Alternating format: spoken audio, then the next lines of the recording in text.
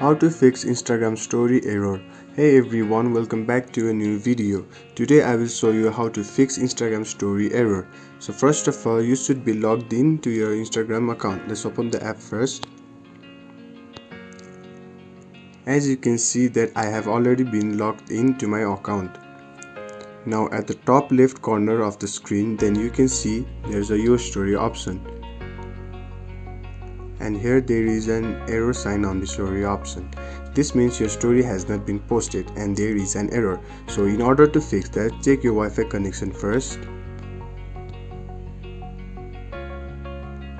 After the Wi-Fi is on, then tap on your story again.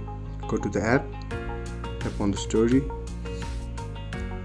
Now it is uploaded.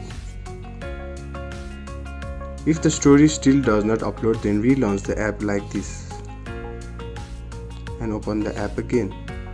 And if it still doesn't work, then try reinstalling the app. It should solve the problem. So hope you found this video useful. Please like and subscribe to the channel. If you have any thoughts, then please comment down below. See you in the next video.